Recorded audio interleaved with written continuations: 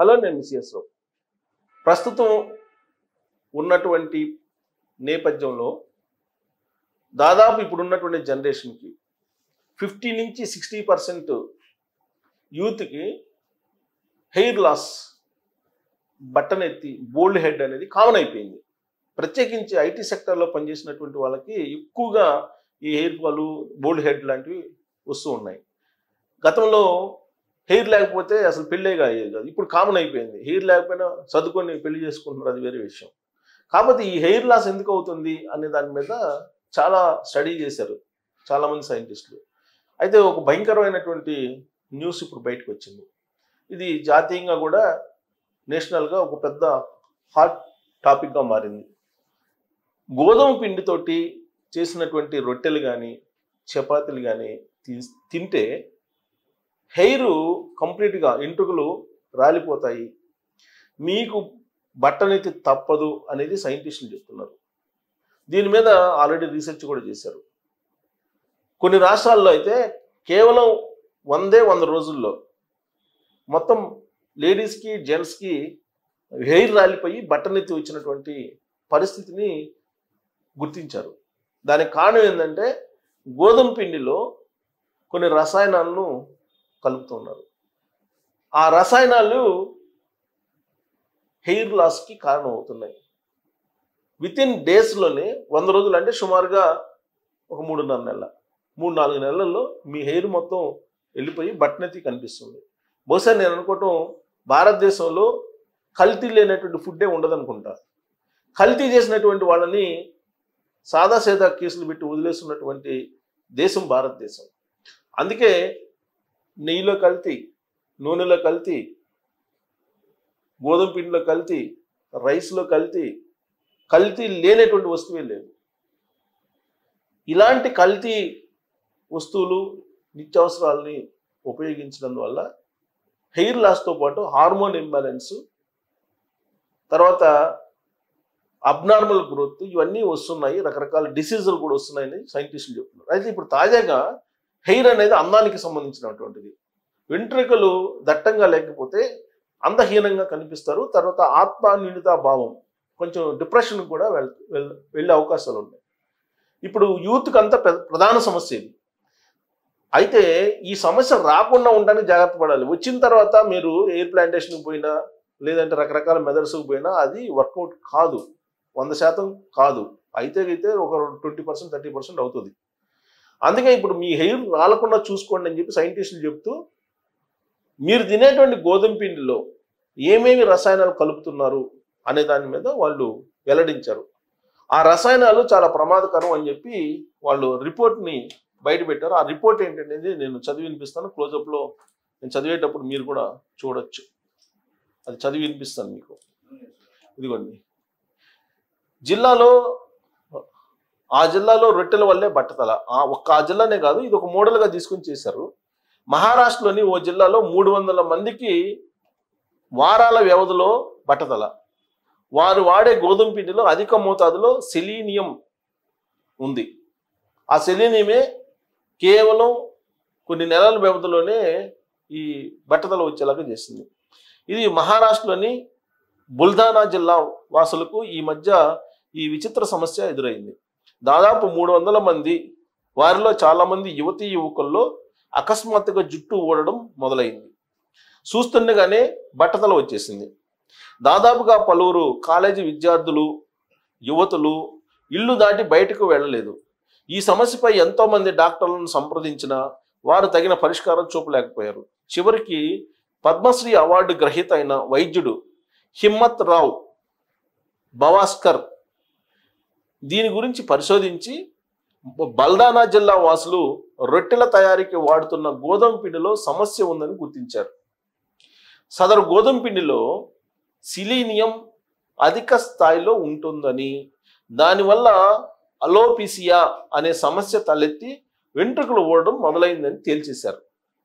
పంజాబ్, హర్యానాల నుంచి సరఫరా అయిన ఈ గోధుమ పిండిని బల్దానాలో రేషన్ షాపుల ద్వారా పంపిణీ చేశారు. సాధారణంగా పర్వత ప్రాంతాల్లోని నేలల్లో సిలీనియం అధిక స్థాయిలో ఉంటుంది. పంజాబ్, హర్యానాల్లో విస్తరించిన శివాలిక్ పర్వత శ్రేణుల్లో కూడా ఇది సహజం. వర్షాకాలంలో ఈ సిలీనియం నీటిలో కలిసి పంట భూములకు చేరినప్పుడు పండించే పంటల్లో కూడా ఎక్కువ మోతాదులో కనిపిస్తుంది. అంతేగాక ఫాస్ఫేట్ ఎరువులతోనూ సిలీనియం సమస్య పెరుగుతుంది. వాస్తవానికి మన శరీరంలో థైరాయిడ్ హార్మోన్ ఉత్పత్తికి సిలీనియం అవసరం. కానీ మోతాదు మించితే జుట్టు ఊడడం, చర్మ సమస్యలు వంటివి తలెత్తుతాయి అని చెప్పి ఆ సైంటిస్ట్ ఎవరు హిమ్మత్ రావు తేల్చేశారు. సో ఇది లేటెస్ట్ రిపోర్టు. గోధుమ పిండి ఎక్కువగా మన దేశానికి సరఫరా చేసేది ఎక్కువగా పంజాబ్, హర్యానా రాష్ట్రాలు. ఆ రాష్ట్రాల్లో పండించేటువంటి గోధుమల నుంచి వచ్చేటువంటి గోధుమ పిండిలో సెలీనియం అనేటువంటిది మోతాదుకు మించి ఉంది. దీని కారణంగా ఎంటుకలు ఊడిపోతున్నాయి. సో భారతదేశ వ్యాప్తంగా ఎంటుకలు ఊడిపోతూ ఎంటుకలు లేనటువంటి యూత్ చాలామంది ఉన్నారు. దానికి ప్రధాన కారణం ఇది లేటెస్ట్. ఇదేదో ఒక జిల్లాకి, మహారాష్ట్రలో ఉండే ఒక జిల్లాకి సంబంధించినటువంటి పరిమితమైనటువంటి సమస్య కాదు. ఇది టోటల్గా భారతదేశ వ్యాప్తంగా యూత్లో ప్రస్తుతం ఫేస్ చేస్తున్నటువంటి సమస్య ఇది. దీనికి కారణం మీరు చపాతీలు తింటాం, మీరు రొట్టెలు తింటాం, వాటి కారణంగానే సెలీనియం పెరిగిపోయి. అందుకే మనం ఎప్పుడు ప్రకృతిని డిస్టర్బ్ చేయకూడదు, ప్రకృతిని ఆరాధించాలి, ప్రకృతిని పరిరక్షించాలి, ప్రకృతిని కాలుష్యం చేయకూడదు. ఇప్పుడు ఏమైంది? కాలుష్యం అయింది. ఆ కాలుష్యం కాస్త సెలీనియం కాస్త భూమి అడుగు పొరల్లోకి వెళ్ళింది. ఆ భూముల నుంచి పండేటువంటి గోధుమల ద్వారా వచ్చేటువంటి పిండి ఏదైతే ఉందో అది సెలీనియంతో ఉంది. అది తిని వెంట్రుకలు ఓడగొట్టుకుంటున్నారు. ఫలితంగా బట్టనెత్తి వస్తుంది. దానికి కారణం, బట్టనెత్తి రావడానికి కారణం ఏంటంటే సెలీనియం అనేటువంటి కెమికల్ ప్రొడక్ట్. ఫాస్ఫేట్ అనేది కూడా జనరల్గా మన ఈవెన్ తెలుగు రాష్ట్రాల్లో ఫాస్ఫేట్ వాడకుండా అసలు పంటల్ని పండించరు. ఖచ్చితంగా ఫాస్ఫేట్ వేస్తారు, యూరియా వేస్తారు. ఇలాంటి రసాయన ఎరువులు వాడి పండించినటువంటి పంటల్లో అధిక మోతాదులో కొన్ని రసాయనాలు ఉంటున్నాయి. వాటిలో సెలీనియం అనేది ఒకటి. ఈ సెలీనియం కారణంగానే ఈ బట్టనెత్తి అనేది వస్తుంది. దీనికి ఈ బట్టనెత్తి రాగానే చాలామంది హెయిర్ ప్లాంటేషన్ అంటున్నారు. తర్వాత రకరకాల మెథడ్స్ తోటి హెయిర్ని తీసుకొస్తామని చెప్పి బయలుదేరారు.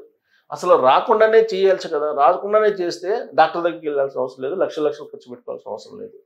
రాకుండా చేయాలంటే ప్రకృతిని కాపాడుకోవాలి, పంట పొలాల్లో ఎరువులు వాడకం తగ్గించాలి, ఆ పంట పొలాల్ని కాపాడుకోవాలి, వ్యవసాయదారుల్ని కాపాడుకోవాలి, రైతుల్ని దేవుళ్ళలాగా మనం పూజించుకోవాలి, వాస్తవంగా ఆరాధించాలి, వాస్తవంగా వాళ్ళని కాపాడాలి.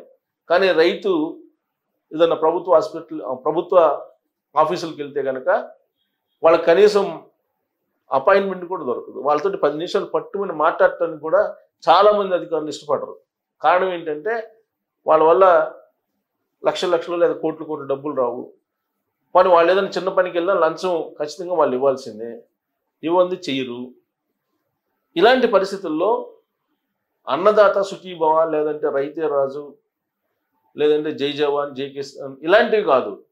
వాస్తవంగా వాళ్ళని మనం ఎంత ఆదుకుంటున్నాము ప్రభుత్వ పరంగా, లేదు మనం వాళ్ళు పండించేటువంటి పంటల మీద ఎంత అవగాహన కల్పిస్తున్నాము, ఇది ఇంపార్టెంట్.